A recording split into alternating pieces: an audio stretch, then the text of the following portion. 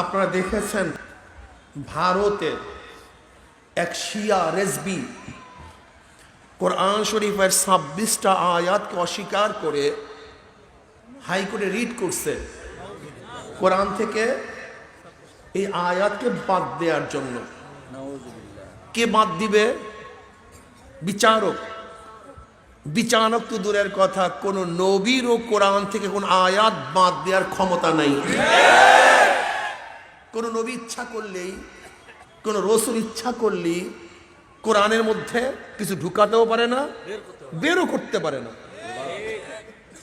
গোটা দুনিয়ার কোন শাসক, চাই সে আমেরিকার হোক, রাশিয়ার হোক, গোটা দুনিয়ার পরাশক্তি একত্রিত হয়েও কোরআনের থেকে আয়াত তো দূরের কথা, একটা নক্তা বাদ দেওয়ার ক্ষমতা রাখে না।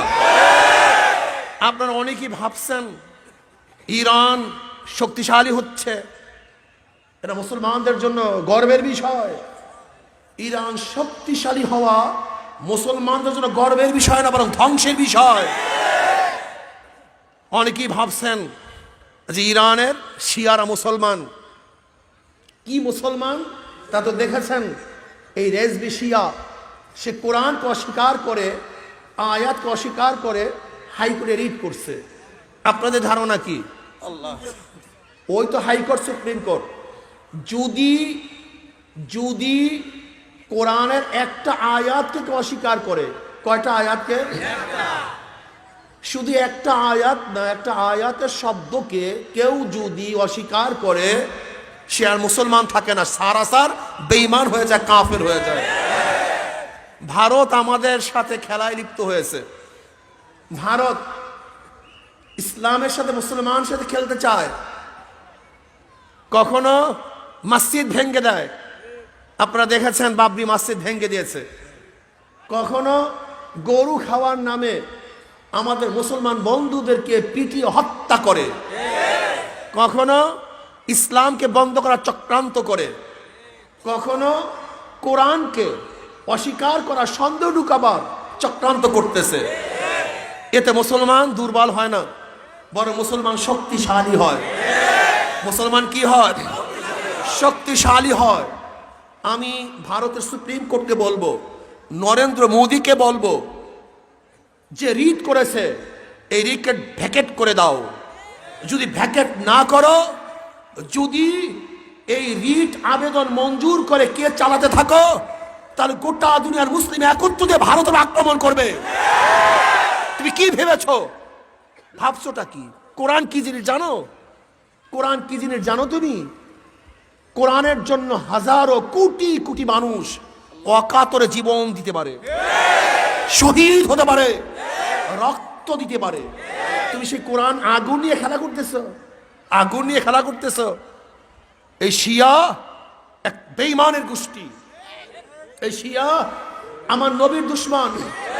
এই শিয়ারা ইসলামের দুশমন। এই শিয়ারা কোরআনের দুশমন। আমি ভারত সরকারকে বলবো, জলদি করে যে রিট করা হয়েছে সেই রিটকে ভ্যাকেট করে দাও।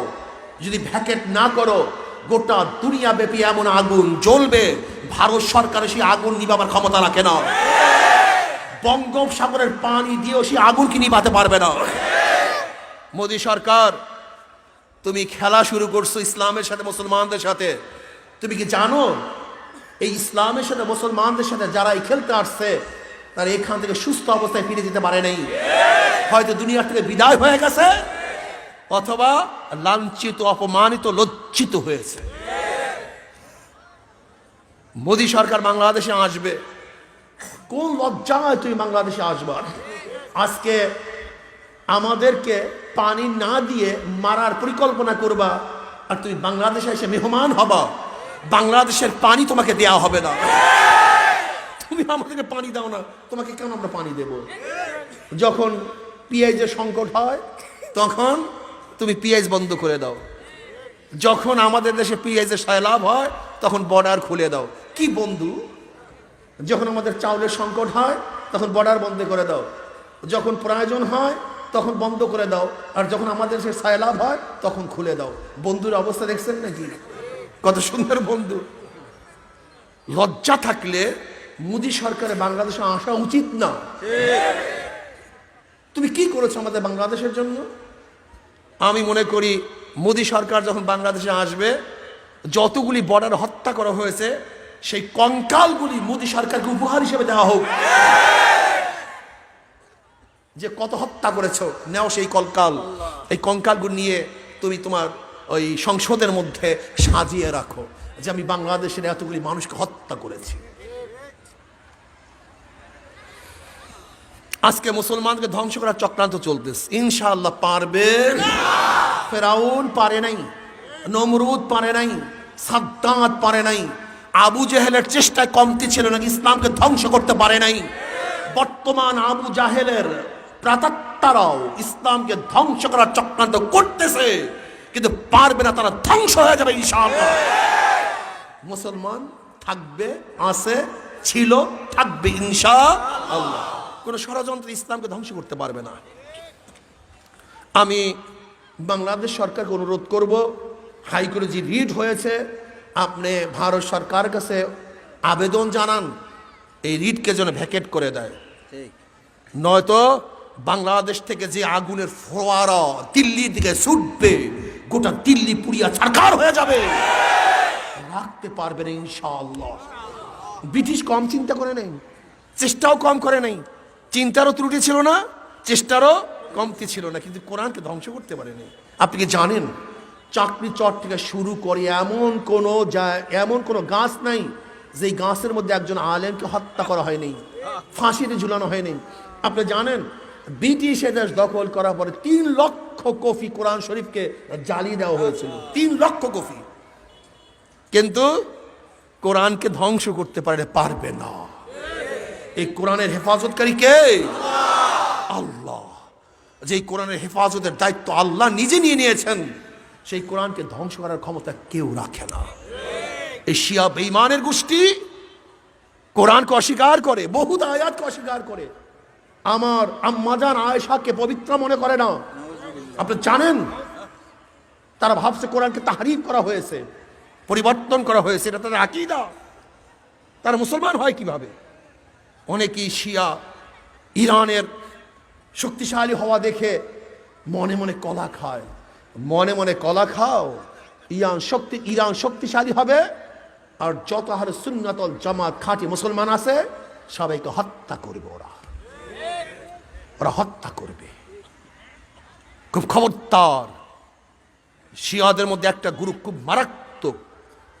শিয়াদের মধ্যে সবাই বেঈমান না, কিছু আছে ঈমানওয়ালা, কিন্তু যারা কোরআনকে তাহরিফ মনে করছে, আম্মাজান আয়েশাকে পবিত্র মনে করে না, এরা সারাসার কাফের, কোনো সন্দেহ নেই। কারণ কোরআনের একটা আয়াতকে অস্বীকার করলে সে বেঈমান হয়ে যায়। অনেক শিয়া আছে যারা মনে করে কোরআনকে পরিবর্তন করা হয়েছে, সব আল্লাহর মানি না, এদের আকীদা এরকম, সে আবার ঈমানওয়ালা থাকে কিভাবে? কাজে খুব সতর্ক। ইসলামকে ধ্বংস করার চক্রান্ত চলতেছে, আগেও ছিল, বর্তমানেও আছে, ভবিষ্যতেও থাকবে। এই শিয়ারাই প্রথম সাহাবায়ে কেরাম রিদওয়ানুল্লাহি তাআলা আলাইহিম আজমাইনদেরকে গালি দিছে, তাকে কুশ্শা বলছে, তাদেরকে মিয়ারে হক মনে করে নাই। এই শিয়ারা সাহাবাদেরকে সবচেয়ে বেশি গালি দিছে। এই শিয়ারা, আপনারা জানেন না, শিয়ারা সাহাবায়ে কেরামদেরকে মিয়ারে হক মনে করে না, গালি দেয়, জাহান্নামী মনে করে। আপনারা কি জানেন এই শিয়াদের একটা গোষ্ঠী, তাদের ধারণা তারা ক্ষমতায় গিয়ে আবু বকর এবং ওমর রাদিয়াল্লাহু তাআলাকে কবর থেকে বের করে তাদেরকে শাস্তি দিবে। জোরে বলেন নাউজুবিল্লাহ। আম্মাজান আয়েশা সিদ্দিকা রাদিয়াল্লাহু তাআলাকে কবর থেকে বের করে শাস্তি দিবে, এটা তাদের ধারণা। এই শিয়াদের যারা আজকে সাহাবায়ে কেরামদেরকে গালি দেয়, সাহাবায়ে কেরামকে পছন্দ করে না, সাহাবায়ে কেরামের মহাব্বত অন্তরের মধ্যে নাই, ওরাও খাঁটি মুসলমান হতে পারে না, ওরাও শিয়ার একটা অংশ হতে পারে। ওরা শিয়ার অংশ, ওরা শিয়ার অংশ। আপনারা কি জানেন সাহাবায়ে কেরামদেরকে গালি কেন দেয়? তাদের উপর থেকে ভক্তি শ্রদ্ধা তুলে দেওয়ার কারণটা কি? ওই একটাই কারণ, কারণ যেহেতু কোরআন আমরা পাইছি সাহাবাদের মাধ্যমে। কিসের মাধ্যমে? তা সাহাবারা যদি খারাপ হয়, তাদের মাধ্যমে যে জিনিস আসছে সেটা ভালো হবে কিভাবে? সূক্ষ্ম তো বুঝেন নাই, সূক্ষ্ম জিনিসটা তো বুঝেন নাই। এর জন্য তো তাহরিফ কোরআন বলে কেন?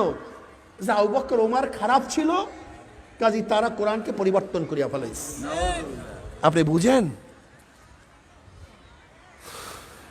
এই শিয়ার প্রেতাত্মা ঢুকছে কিছু মানুষের মধ্যে, যারা সাহাবায়ে কেরামদেরকে পছন্দ করে না।